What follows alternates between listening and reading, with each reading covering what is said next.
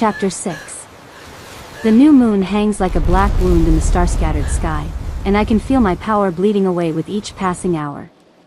It's been 3 days since Damien's sacrifice, 3 days since I banished my corrupted mother back to whatever shadow realm spawned her current form, and 3 days since I've been able to properly access the cosmic abilities that have become as natural to me as breathing.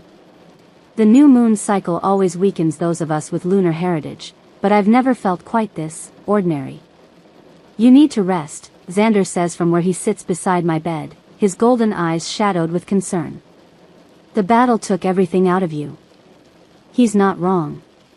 Cleansing my mother's corruption and destroying an entire human tactical unit has left me feeling hollow, like a vessel drained of all its contents. Even Marcus, sleeping peacefully in his enchanted crib nearby, seems dimmer somehow, his usual silver glow reduced to the faintest shimmer. "I can't rest," I murmur, forcing myself to sit up despite the exhaustion weighing down my limbs. Something feels wrong. Like we're missing something important. "Everything feels wrong right now," Xander replies quietly.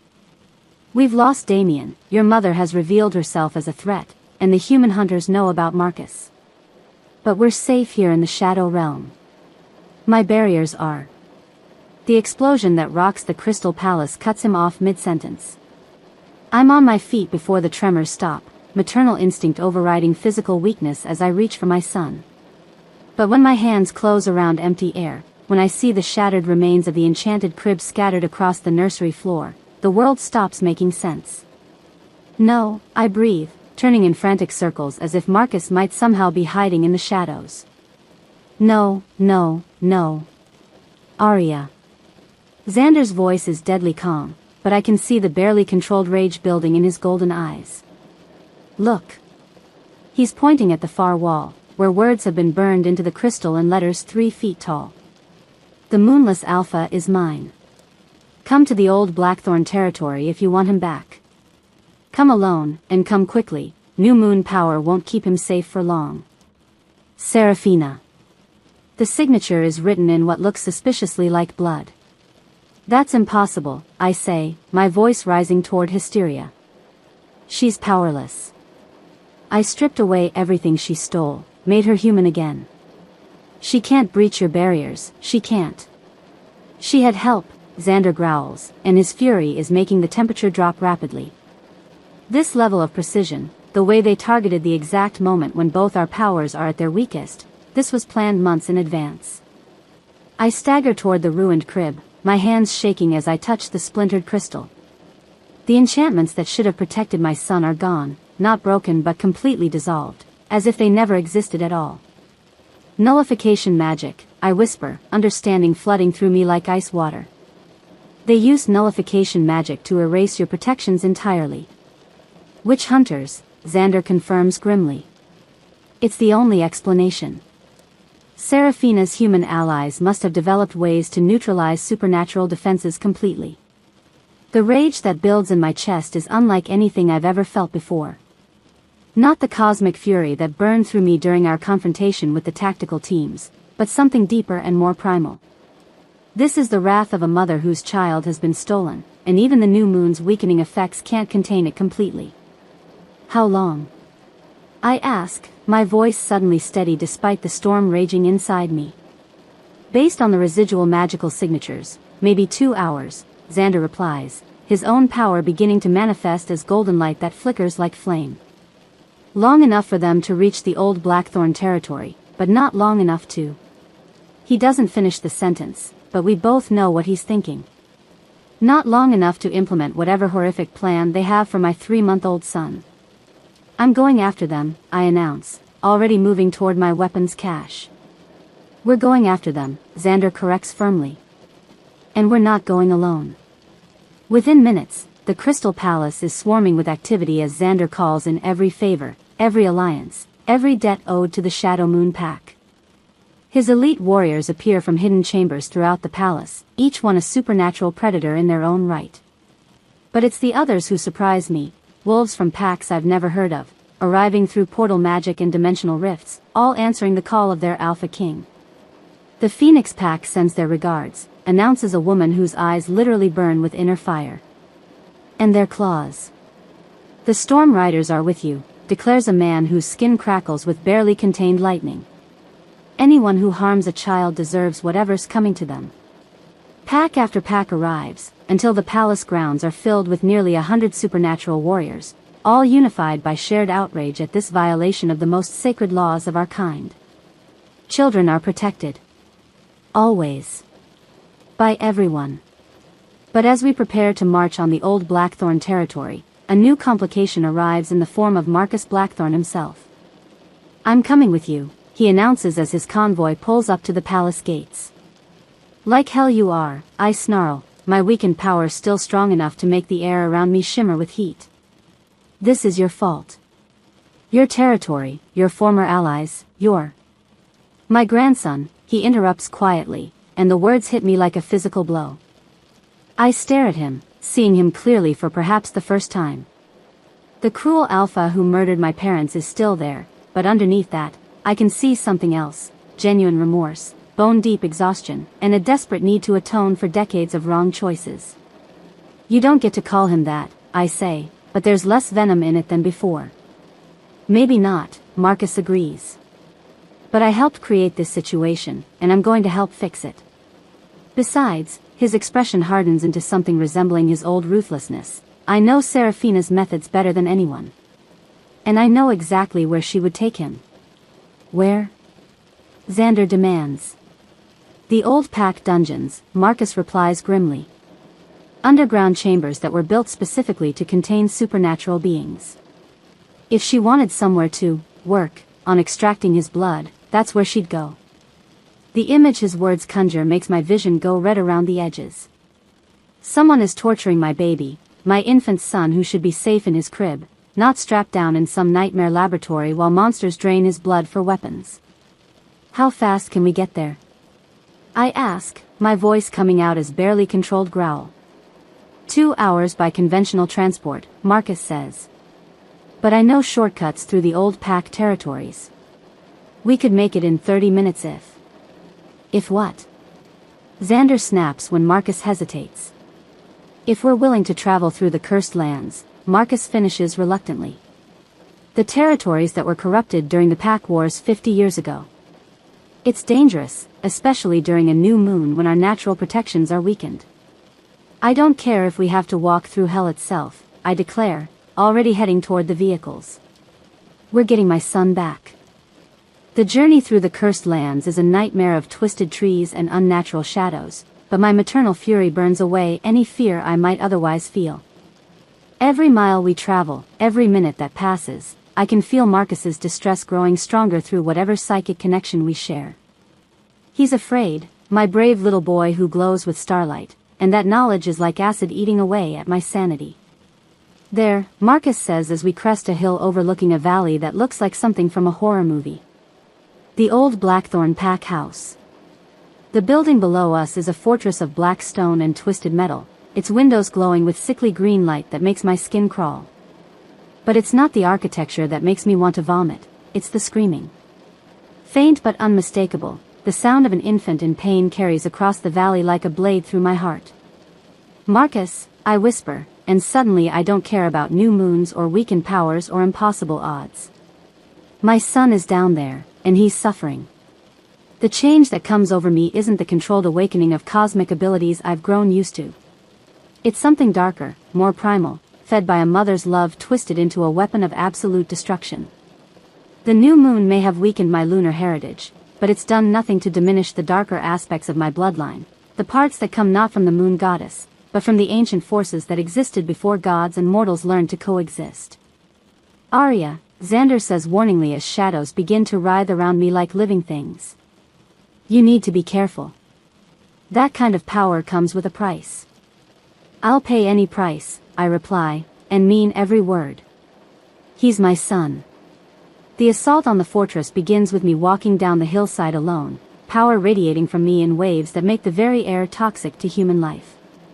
The first line of guards, witch hunters armed with nullification weapons, open fire the moment they see me, but their technology simply ceases to function in my presence. Not because I'm deflecting their attacks, but because the reality around me has become so warped by maternal fury that their weapons literally forget how to exist. I kill them with a thought. Not silver fire or cosmic light, but pure annihilation that erases them from existence so completely that even their screams are retroactively silenced. Jesus Christ, one of the surviving guards shouts into his radio, she's not even trying. She's just walking and we're. His transmission cuts off as I reach the fortress gates. The barriers that should keep me out, steel reinforced with supernatural wards, blessed by human priests and strengthened with witch hunter magic, melt away like morning frost before the sun. Inside, the building is a maze of corridors and chambers, but I don't need to navigate it. I can feel Marcus's presence like a beacon in the darkness, his infant terror and pain calling to me across impossible distances. The humans inside, guards, technicians, researchers, flee before me like rats abandoning a sinking ship, but I'm not interested in them. I'm interested in the woman I find in the deepest chamber, standing over a surgical table where my 3-month-old son lies strapped down with silver chains. Serafina has changed since I stripped away her stolen powers. Her hair is now completely gray, her skin marked with lines and wrinkles that speak of accelerated aging, and her eyes hold the desperate madness of someone who's lost everything that made her feel special. But she's still beautiful in a cold, sharp way, like a blade that's been honed to its most lethal edge. "Hello, darling," she says pleasantly, not even looking up from the 4 lines she's inserted into Marcus's tiny arms. Right on time. We're just finishing up the first extraction. The sight of my son, my baby, lying pale and weak on a torture device designed to drain his blood stops my heart completely. He's barely conscious, his usual silver glow reduced to the faintest flicker, and when he sees me, he lets out a cry so heartbroken that something fundamental breaks inside my chest. "You tortured a baby," I say quietly, and the temperature in the chamber drops to near freezing. "You tortured my baby." "I'm saving humanity," Serafina replies, finally looking up from her work. Her eyes are bright with fanatic fervor. "This child's blood, properly processed, can create weapons capable of killing any supernatural being. Gods, demons, ancient spirits, nothing will be able to threaten human dominance ever again. And you had to torture him to get it? The blood has to be extracted while the subject is experiencing intense emotion," she explains clinically. "Fear and pain amplify the magical properties exponentially. Really, I'm doing this as humanely as possible under the circumstances." The words are still leaving her mouth when my power finally reaches its breaking point. What emerges from me isn't light or energy or any force that could be classified as supernatural. It's pure, distilled hatred given form and substance, and it hits Serafina like a tsunami made of razors. She screams as she's lifted off her feet and slammed into the far wall, but I'm not done with her. Not even close. "Crawl," I command, my voice carrying harmonics that rewrite reality around us. "Crawl to me on your hands and knees and beg for the mercy you denied my son." She tries to resist, tries to maintain some shred of dignity, but the compulsion is absolute. Within seconds, she's on the floor, dragging herself across the stone like the worm she's revealed herself to be. "Please," she gasps when she reaches my feet. "Please, I was just following orders. The society promised me power, immortality, a place in the new world order." "The only place you're going," I interrupt, kneeling down to look her in the eyes, "is exactly where you sent my parents 20 years ago." I place my hand on her forehead, and begin the process of taking back everything she's stolen, not just magical power this time, but life force itself. Youth, vitality, the very essence that keeps her heart beating. All of it flows into me like water finding its level. She ages decades in seconds, her gray hair turning white and then falling out entirely, her lined face collapsing into something barely recognizable as human. But I don't stop there. I keep drawing, keep taking, until she's nothing but dust and memory. Only then do I turn to my son. "It's okay," I whisper as I carefully remove the silver chains and 4 lines. "Mommy's here. Mommy's going to make everything better." But as I lift Marcus into my arms, I realize that something has changed. He's not just weak from blood loss, he's different. His eyes, when they flutter open, are no longer the silver of his heritage. They're black. Completely black, like tiny pieces of the void itself. And when he looks at me with those impossible eyes, power unlike anything I've ever felt radiates from his tiny form. Not the gentle silver light of lunar heritage, but something far more ancient and dangerous. The kind of power that existed before creation, that remembers when chaos ruled the universe. What have they done to you? I breathe. But Marcus doesn't cry or fuss like a normal baby. Instead, he smiles, and when he does, reality shivers around us like a reflection in disturbed water. That's when Xander and the others finally reach us, having fought their way through the fortress's defenses. They find me standing in a chamber where the very air seems to bend and twist, holding a baby whose presence makes hardened supernatural warriors take involuntary steps backward. "Arya," Xander says carefully, his eyes locked on Marcus's transformed features. "What did they do to him?" "They awakened him," I reply, understanding flooding through me with terrible clarity. The torture, the fear, the pain, it forced his powers to manifest early. He's not just the moonless alpha anymore. Then what is he? I look down at my son, my baby who now holds the kind of power that could reshape existence itself, and feel a mixture of pride and terror that defies description. He's whatever he chooses to be, I say finally. And God help us all. The fortress around us begins to shake as Marcus's awakened power responds to his contentment at being back in his mother's arms, and I realize that saving my son may have accidentally unleashed something that will change the supernatural world forever. Chapter 7. The blood moon rises like a crimson eye over the shadow realm, and tonight, the werewolf world will learn what happens when someone threatens my child. I stand on the crystal balcony of Xander's palace, Marcus sleeping peacefully in my arms despite the cosmic power radiating from his tiny form. 3 days have passed since I rescued him from Seraphina's torture chamber, and in that time, his transformation has only grown more pronounced.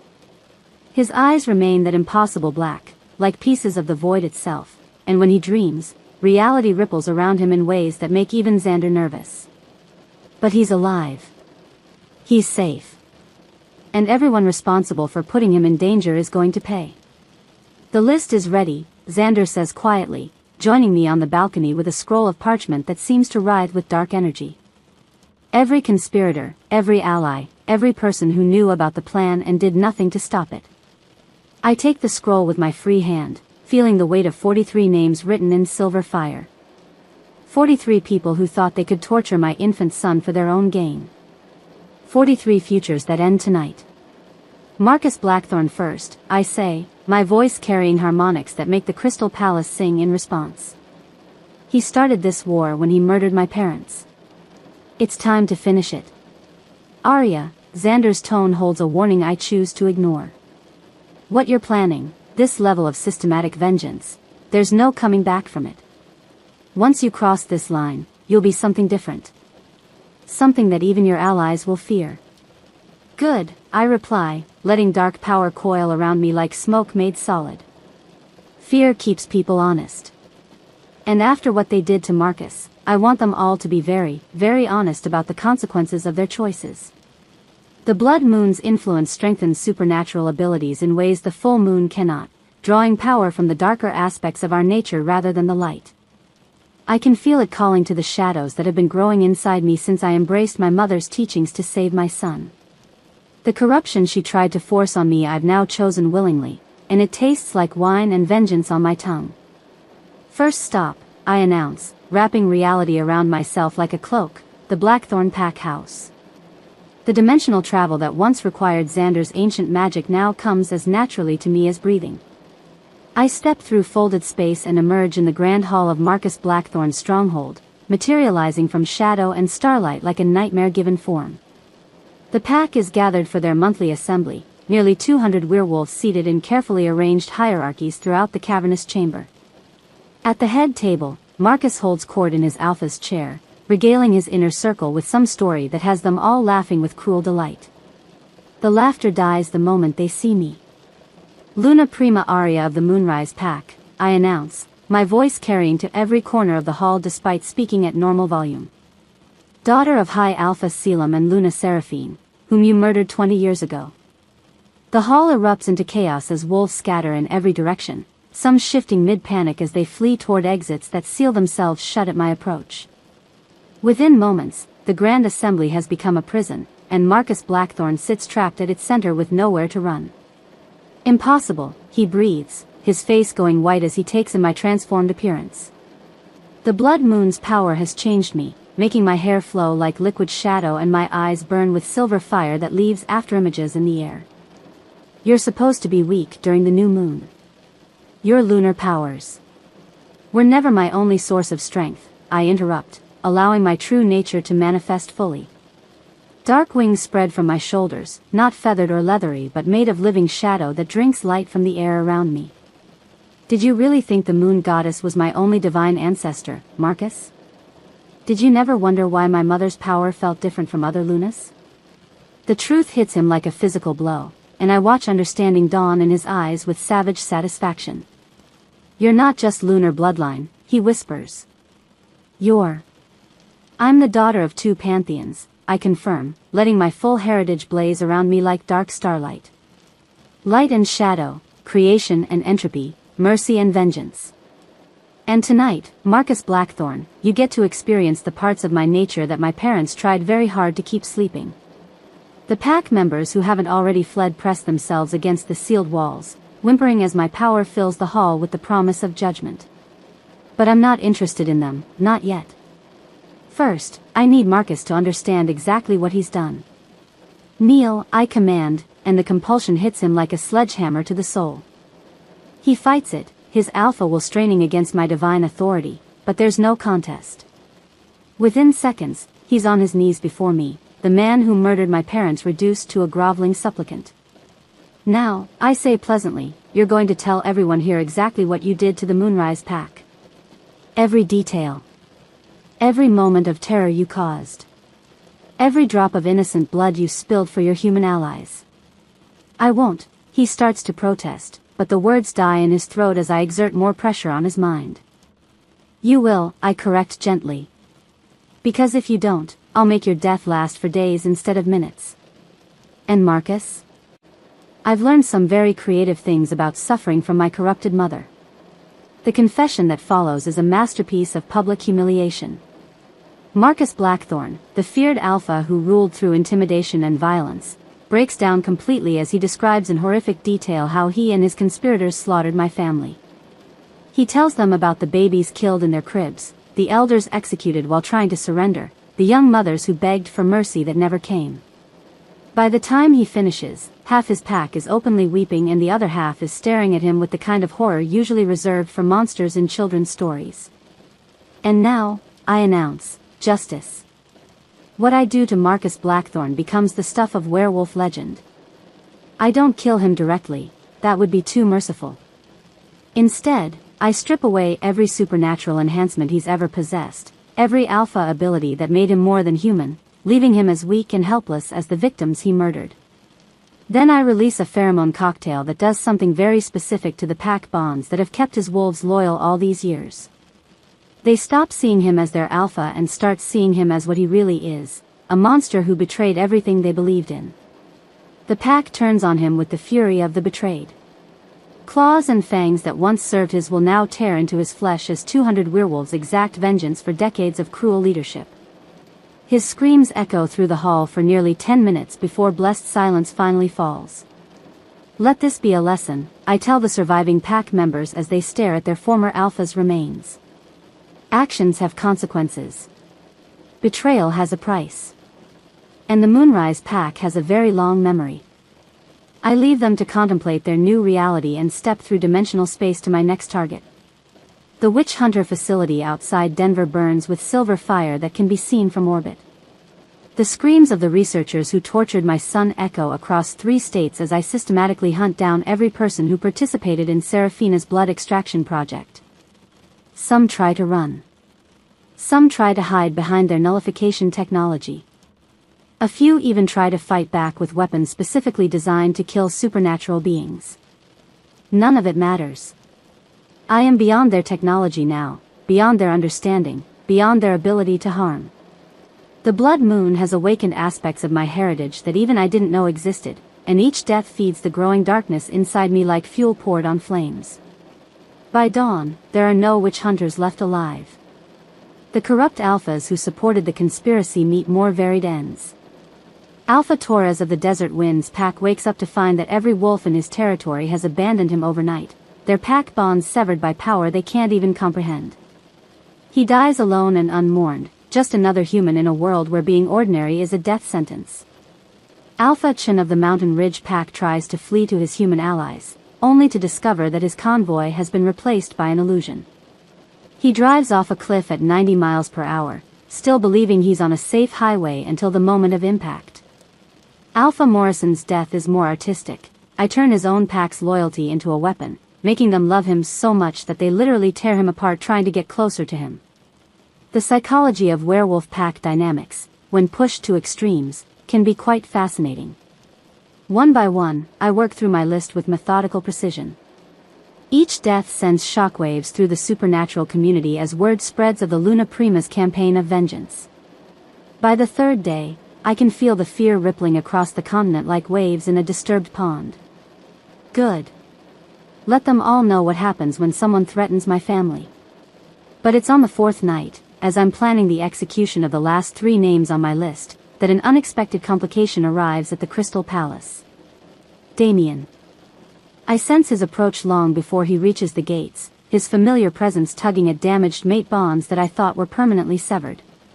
When I meet him in the Grand Hall, I'm struck by how much he's changed since that night by the North Sea. The man who once carried himself with alpha arrogance now moves with the careful humility of someone who's lost everything that mattered. Arya, he says quietly, falling to his knees the moment he sees me. Please. I need to talk to you. Talk. I let dark amusement color my voice as shadows writhe around me like living things. About what, exactly? Your betrayal? Your attempt to murder our son? Your pathetic groveling at Seraphina's feet while she poisoned your mind? About Emma, he says, and the name hits me like a physical blow. Emma. The pack healer who died in a mysterious accident 6 months before Damien started pursuing me. The woman everyone said would have made him a perfect Luna if she'd lived long enough to accept his courtship. What about her? I ask, though part of me already knows where this is heading. She was my true mate, he whispers, and the words carry such pain that even my hardened heart feels an echo of sympathy. My fated mate, chosen by the moon goddess herself. We were going to announce our engagement the week she died. The pieces click into place with devastating clarity. Seraphina killed her. Made it look like an accident, he confirms, tears streaming down his face. Pushed her car off the mountain road during a storm, then showed up at the funeral to offer comfort to the grieving Alpha. I was so lost, so broken by Emma's death, that I didn't even notice when Seraphina started bringing me those special treats to help with my grief. The love potions, I breathe. Started 6 months before I ever met you, he confirms. By the time you came to our territory, I wasn't even capable of recognizing my own feelings anymore. Everything I thought I wanted, everything I believed about pack politics and suitable mates, all of it was chemical manipulation designed to make me the perfect puppet. I study his face, seeing truth in every line of anguish. This man, who I've hated with the fury of 1,000 suns, is as much a victim of Seraphina's manipulations as I am. More, perhaps, because she stole not just his freedom but his capacity for genuine love. Why are you telling me this? I ask. Because Marcus is in danger, he says desperately. Our son, your son, whatever his parentage, I love him like he's my own blood. And I can feel something wrong, something dark growing around him that scares me more than any enemy I've ever faced. I turn to look toward the nursery where my transformed child sleeps, and for the first time in days, I allow myself to really see what's been happening. The shadows that gather around his crib aren't just manifestations of power, they're hungers. Ancient, cosmic hungers that view reality as something to be consumed rather than protected. He's changing, I admit quietly. The torture, the early awakening of his abilities, it's made him something beyond what we expected. Then help me save him, Damien pleads. Not because you forgive me, I don't deserve forgiveness. But because he deserves better than to become a monster before he's old enough to understand what that means. I stare at this broken man who threw himself at my mercy, seeing him clearly for perhaps the first time. He's not the cruel betrayer I've painted him as in my mind. He's a grieving widower whose true mate was murdered, whose mind was poisoned, whose every choice was manipulated by someone who saw him as nothing more than a useful tool. And despite everything, despite the manipulation, despite learning that Marcus isn't his biological son, despite having every reason to walk away, he still loves my child enough to risk facing my wrath. You really believe he's yours, I say with sudden understanding. Even knowing the truth about the timeline, about Xander's involvement, you still feel like his father. Biology isn't everything, Damien says simply. I was there when he was born. I held him through his first fever. I sang him to sleep every night for months, even while the potions were making me question everything else about our relationship. Whatever Serafina took from me, whatever she twisted or corrupted, that love was real. It was mine. The words hit me harder than any weapon ever could, because I can see the truth of them burning in his eyes.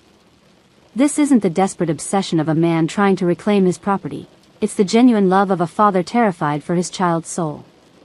And you think helping you will somehow save Marcus from the darkness? I think, he says carefully, that a child needs more than power to grow up whole.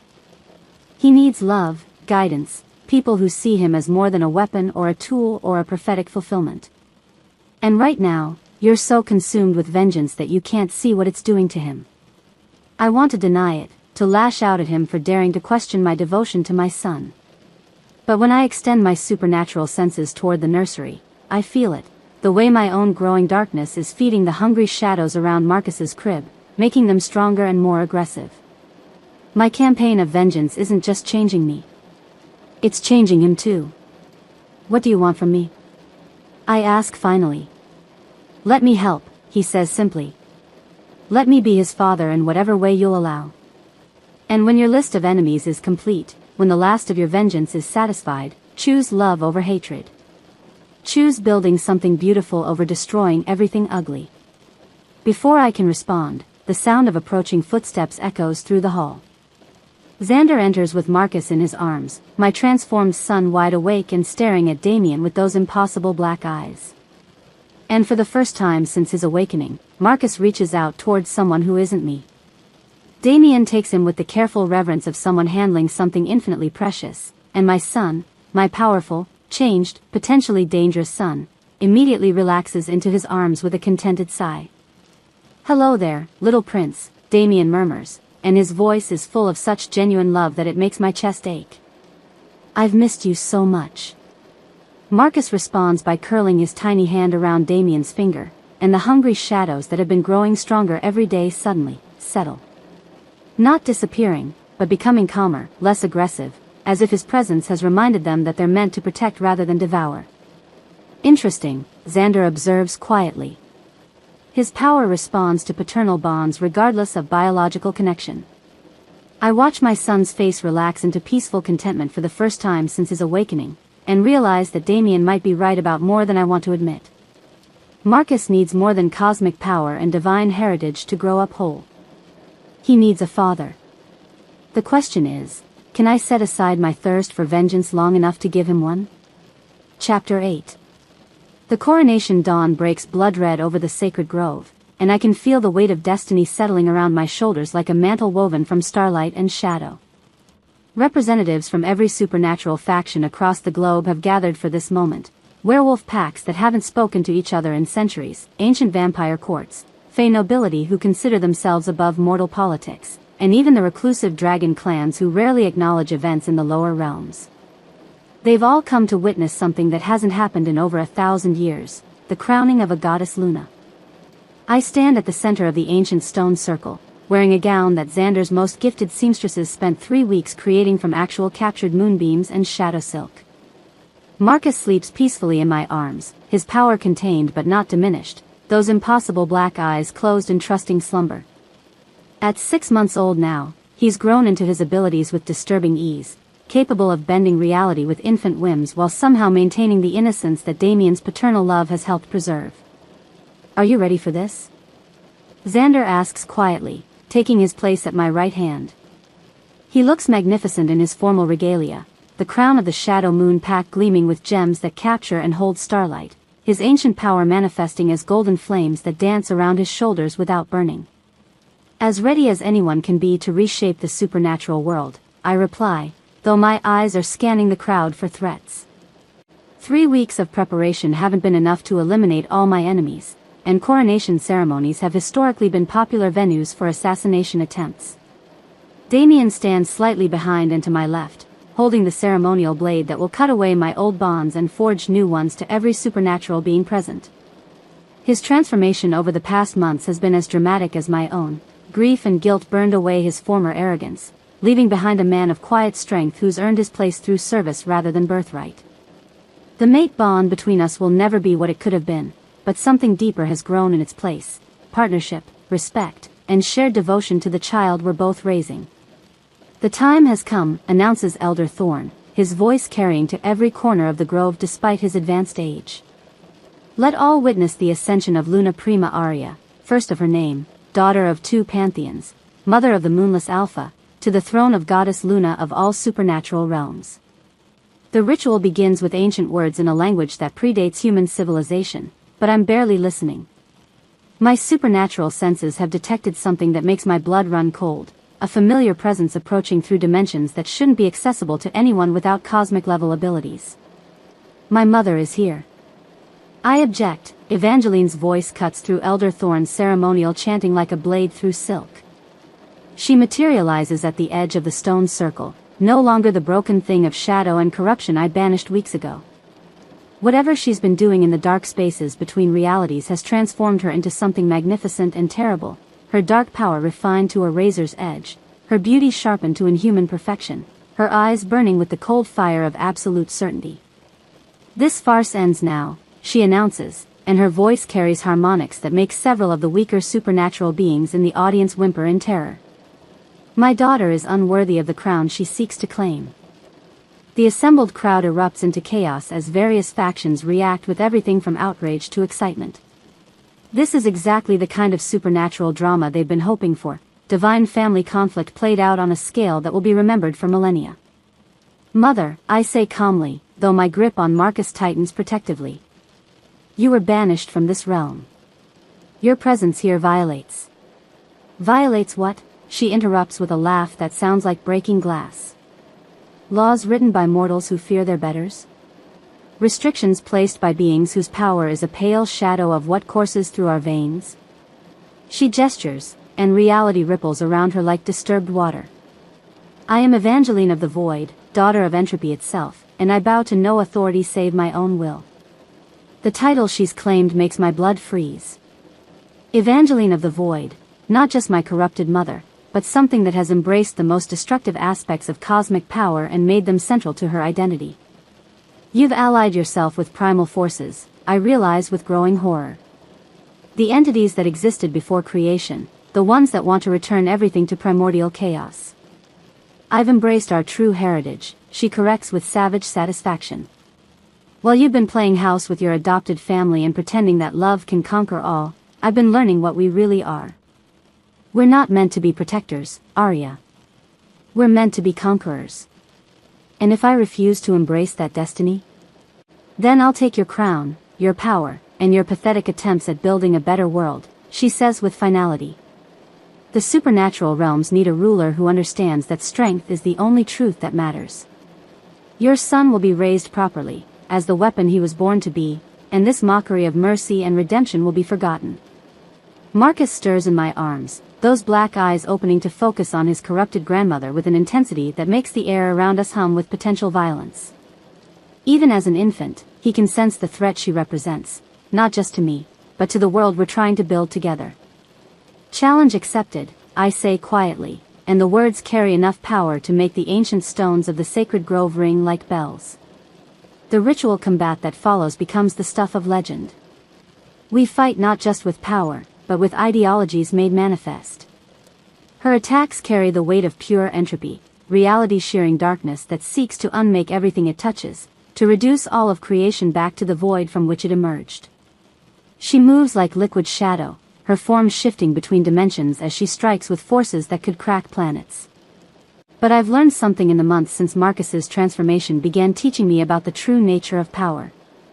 Destruction is easy, any cosmic force can tear apart what already exists.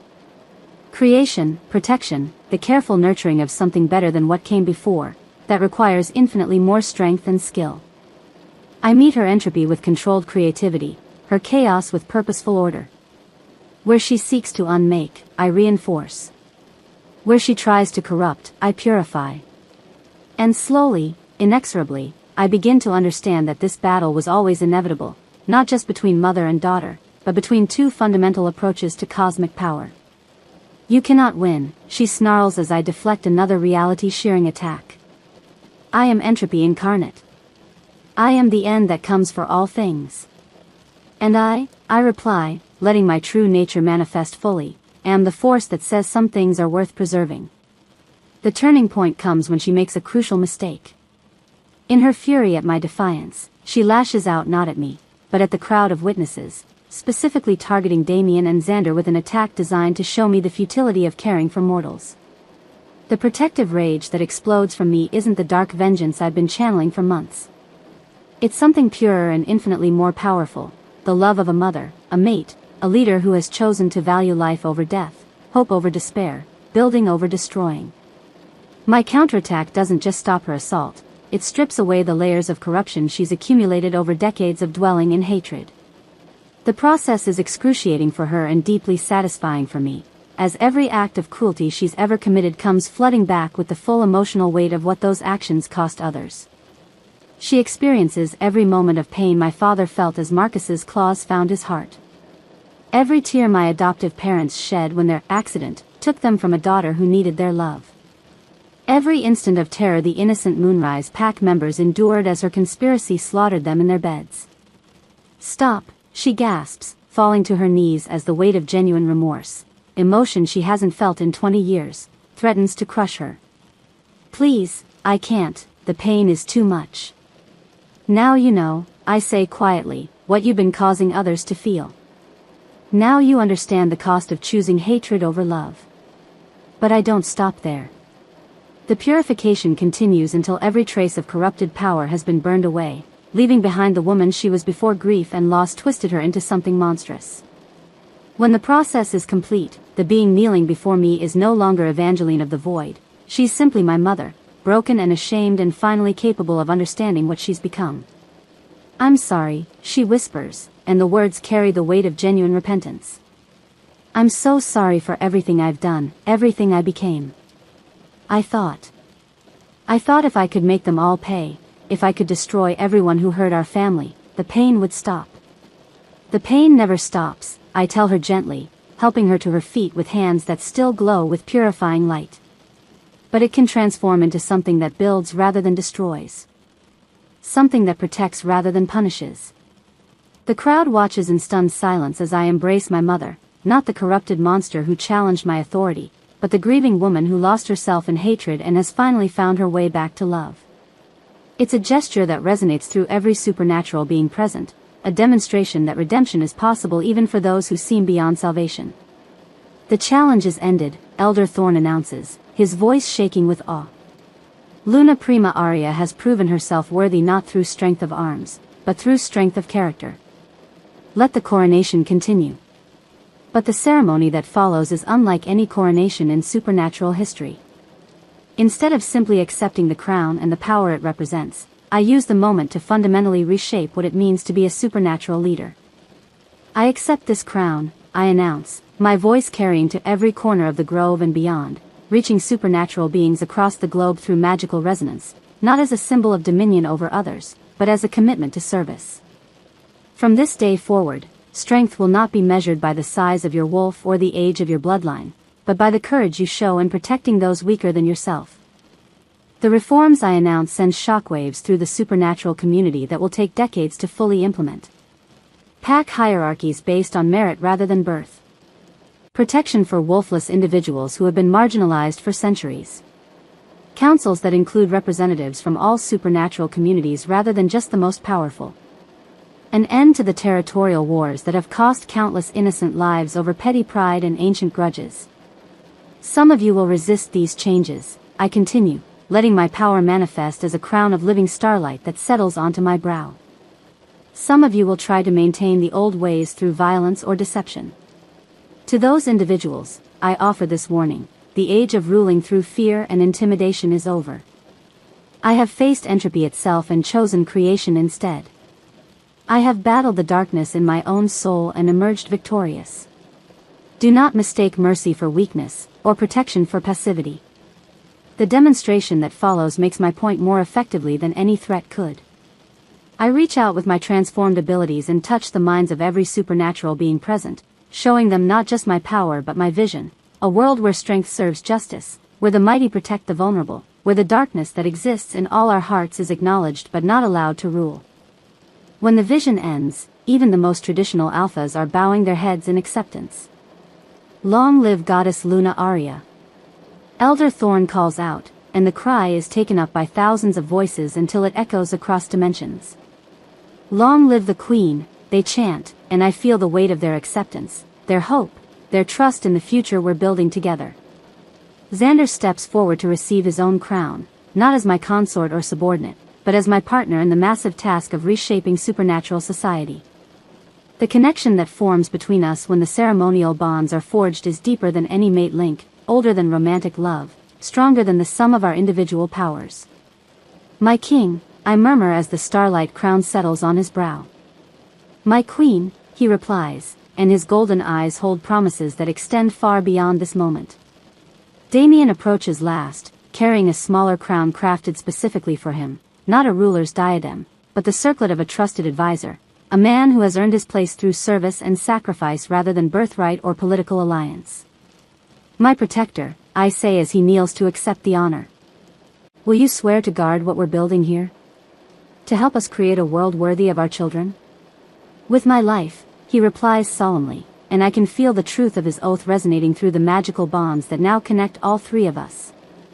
Marcus chooses that moment to wake fully, his impossible black eyes taking in the crowd of supernatural beings all focused on our small family with expressions ranging from awe to terror to hope.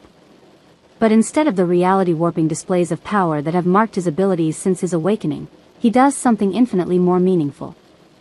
He smiles. It's a normal baby smile, full of innocent joy and trust in the adults who love him, and somehow that simple human expression carries more impact than any cosmic demonstration could. This is what we're fighting to protect, not just power or territory or ancient rights, but the possibility of innocence and wonder surviving in a world too often defined by darkness. Behold, I announce, lifting my son so that every being in the grove can see him clearly, the moonless alpha. Not a weapon to be wielded or a tool to be used, but a child to be loved, protected, and guided toward a future brighter than any of us can imagine. The cheers that greet this proclamation shake the very foundations of the sacred grove, and I know that this moment, this choice to prioritize love over power, hope over fear, building over destroying, will be remembered as long as supernatural beings walk the earth. The coronation feast that follows lasts for 3 days, but it's the quiet moments afterward that matter most. I find myself on the palace balcony as the sun sets on our first day as the new royal family, Marcus sleeping peacefully in my arms while Xander and Damien plan the logistics of implementing our reforms. My mother approaches hesitantly, still uncertain of her place in this new world we're building. I don't know how to be anything other than what I became, she admits quietly. 20 years of hatred, it changes you in ways that purification can heal but not erase. Then learn, I tell her simply. Help us build something better. Let your experience with darkness teach others how to avoid the same mistakes. And if I fail? If the corruption tries to return? Then we'll face it together, I promise. That's what families do. As the stars emerge in the darkening sky, I realize that this moment of peace and possibility, is worth every battle I've fought, every sacrifice I've made, every moment of darkness I've had to embrace and overcome. The age of the moonless Luna has begun, and the future has never looked brighter. The end. Thank you for listening to this story. Like, share and subscribe for more.